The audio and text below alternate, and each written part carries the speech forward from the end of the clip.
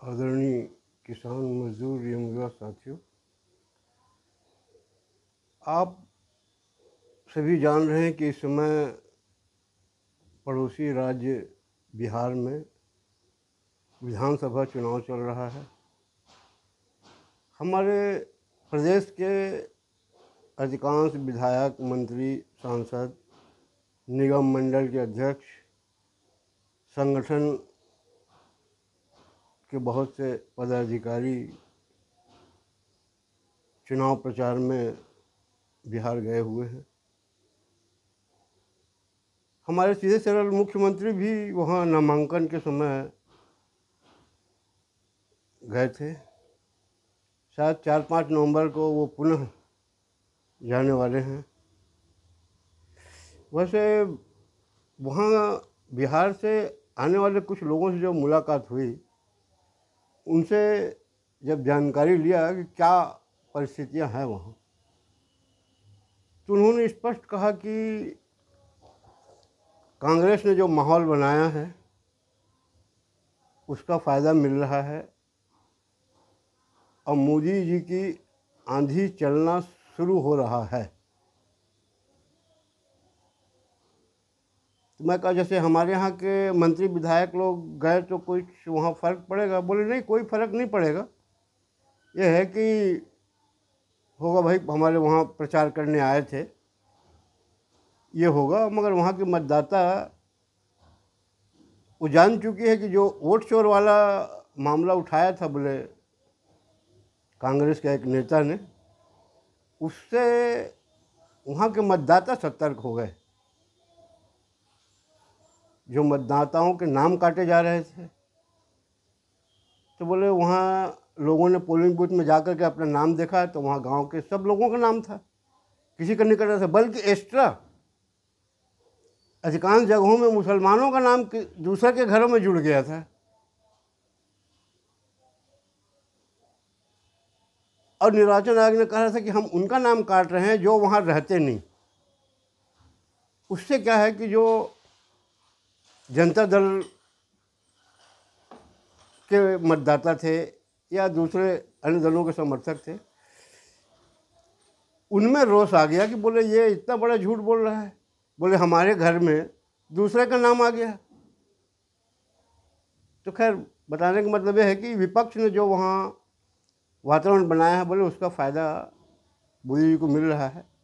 अभी देखिए, अभी लंबा समय है, क्या परिस्थितियाँ बनती है, कैसा, इतनी कहा जा सकता। बोले मगर मोदी जी का आंधी वहाँ शुरू हो रहा है। मोदी जी ने जो सबका साथ सबका विकास का नारा दिया है, उससे मुस्लिम भाई भी प्रभावित हो रहे हैं। इस समय रिजल्ट कुछ दूसरे ढंग से आने की संभावना है, ऐसा लोग बता रहे थे। मैं तो अपने छत्तीसगढ़ के मंत्री, विधायक, संगठन के नेताओं से, निगम मंडल के अध्यक्षों से निवेदन करूंगा कि अगर इसी ढंग से जिस दिलचस्पी से आप बिहार गए हैं भाजपा को जितवाने के लिए या गठबंधन सरकार को जिताने के लिए अपने, उसी ढंग से अगर छत्तीसगढ़ में गांव से लेकर के शहर तक केंद्र सरकार और राज्य सरकार की सुविधा जनता को मिल रहा है, तो कैसे मिल रहा है, अब क्यों नहीं मिल रहा है, इसकी अगर जानकारी हमारे नेता भाजपा की ले लेते तो निश्चित आने वाले चुनाव में उनको फ़ायदा होता।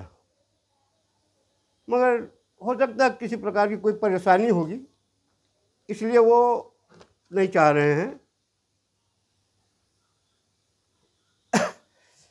वैसे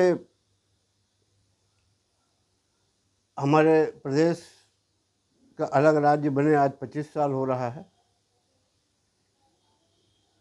किसान मजदूर साथियों, आपने 2 बार कांग्रेस का शासन देखा, अब दूसरी बार भाजपा की भी सत्ता आ गई है। तो दूसरी बार जो सत्ता आई है उसके लिए तो मैं आदरणीय मोदी जी को विशेष रूप से बधाई देता हूँ। कि उन्होंने विधानसभा चुनाव के समय दूसरे दौरे में जो भ्रष्टाचारियों के खिलाफ आवाज़ उठाया कि मैं इनको औकात दिखा दूंगा, इनको जगह पहुंचाऊंगा, भ्रष्टाचार विहीन भारत बनाऊंगा, यह जो इन्होंने नारा दिया है ना, उसका बहुत ज़्यादा फायदा हुआ है। लेकिन 18 माह हो गए प्रदेश में भाजपा का सत्ता संभाले हुए। हमारे प्रदेश के मुख्यमंत्री तो चाहते हैं कि शासन की सुविधा लोगों को मुफ्त में मिले, समय पर मिले, मगर न जाने क्यों उनके सहयोगी उनका सहयोग नहीं कर रहे हैं। इसलिए लोगों को समय पे खाद, समय पे बिजली बिल का बढ़ जाना, अन्याय, अत्याचार और भ्रष्टाचारियों से प्रदेश की जनता दिनों दिन परेशान हो रही है। अगर हमारे प्रदेश के अंदर थोड़ा चिंतन करते हैं, आम जनता से मिलते हैं, तो निश्चित रूप से छत्तीसगढ़ में भाजपा और मजबूत होती है।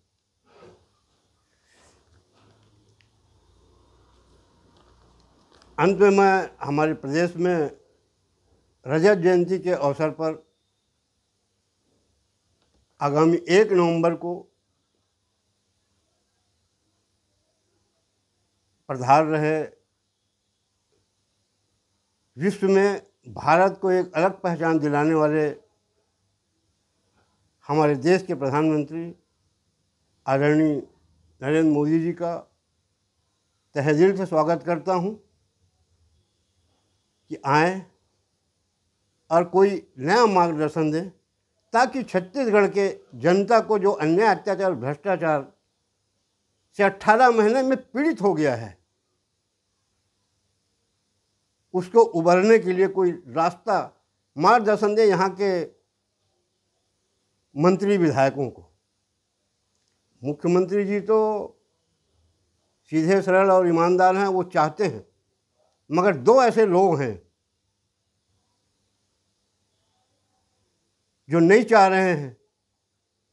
या तो मुख्यमंत्री जी को नहीं चाह रहे हैं, या अगले चुनाव में भाजपा का यहाँ से सफाया हो जाए, इसमें लगे हुए। तो मैं अपने प्रधानमंत्री जी को जानकारी देना चाहता हूँ कि यहाँ हमारे एक ईमानदार गृह मंत्री, पूर्व गृह मंत्री महोदय को कलेक्टर भगा रहा है, भगा दिया है। तुम मेरे पास जनता की समस्या लेकर के मत आओ। उससे माहौल छत्तीसगढ़ का और ख़राब हो गया है कि जो 6 बार का विधायक रहा, 2-3 बार मंत्री रहा, ईमानदारी से काम किया, जनता की समस्या से आज अपने उम्र अधिक होने के बाद भी वो लड़ रहा है, उसको कलेक्टर भगा रहा है। अब प्रदेश में भाजपा की सरकार मौन देख रही है। आज 2 महीने हो गए, कोई कार्रवाई नहीं हो रही। इससे मोदी जी माहौल और ख़राब हो गया है। मैं 2016 में आपको बताया था इंडिया वॉइस चैनल के माध्यम से फ़ोन में कि मोदी जी यहाँ के विधायक, सांसद, मंत्री दोनों हाथ से लूट रहे हैं, बचाना है बचा लो। आपने ध्यान नहीं दिया। आज भी बता रहा हूँ, 3 साल बचा है, वही स्थिति आ गई है। और एक मंत्री ने तो मोदी जी बहुत सी ऐसा काम किया है कि जिन गरीबों को आप प्रधानमंत्री आवास दे रहे हो, वो मंत्री जो है 10 किलोमीटर दूर में नांदघाट में, बेमेतरा जिला के नांदघाट में एक महाविद्यालय है जो 3 साल से चल रहा है। उस महाविद्यालय को अपने गांव में लाने के लिए प्रधानमंत्री आवास जो गरीबों को मिला था, अनुसूचित जाति के लोगों को मिला था, उसको तोड़वा दिया है कि उस वहाँ के कॉलेज को मैं अपने गांव में लाऊंगा। नाम भले नांदघाट का रहेगा, मगर भवन मेरे यहाँ रहेगा। और सीधे साधे मुख्यमंत्री को अंधकार में रख के उसने शिलान्यास करवा दिया है मोदी जी। ये खेल चल रहा है। कई निर्दोष भाजपा के लोग जो उसके अन्याय अत्याचार में शामिल नहीं हो रहे हैं, उनको पुलिस से प्रताड़ित करवा चुका है। आप जब भी कहें लिस्ट नाम, वैसे गृह मंत्री को मालूम है, यहाँ के जो विजय शर्मा जी हैं ना, उनको सब मालूम है। उन्होंने एसपी को कहा था भी कि किसी के साथ अन्याय नहीं होना चाहिए, लेकिन एसपी साहब ने अन्याय नहीं करना चाहा, तो उसने विधानसभा अध्यक्ष रमन सिंह जी से दबाव डलवाया कि मंत्री का कहना नहीं मानोगे, एसपी साहब तो किसका कहना मानोगे। अब देखिए, गृह मंत्री का बात कट गया वहाँ। ये परिस्थितियां हैं यहाँ। तो मोदी जी, आपने भ्रष्टाचारियों अन्याय अत्याचारियों के खिलाफ भाषण दिया था, जनता आप पर विश्वास कर रही है, चाहे देश के किसी कोने में जाइए आप। मेरा निवेदन है कि आप थोड़ा सा यहाँ हिदायत दीजिए, अपने लोगों को भेजिए, और जिसके भरोसे में होगा, जो आस्तीन का सांप है आपका, शायद वो भी नहीं चाह रहा है कि अगले चुनाव में छत्तीसगढ़ में भाजपा जीते। वैसे मुझको मालूम है कि आप अभी जब हमारे यहाँ छत्तीसगढ़ में आएंगे तो नक्सलवाद का, माओवाद का सफाया की बात जरूर अपने भाषण में लाएंगे। सही बात है, आपने जो कहा था, सफाया हो रहा है।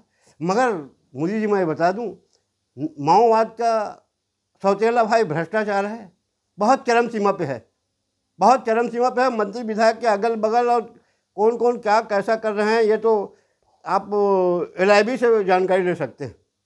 किस मंत्रालय में सामान खरीदने में कितना घपला, कितना क्या हो रहा है, जनता के साथ क्या कितना अन्याय अत्याचार किया जा रहा है। तो मैं पुनः आपको आग्रह कर याद दिला रहा हूँ, अगर आपकी इच्छा हो तो मेरी बातों को जांच करा लीजिए, गलत बोल रहा हूँ तो मेरे खिलाफ कार्रवाई करा दीजिए। इतना करके अपनी वाणी विराम देता हूँ। धन्यवाद। जय हिंद।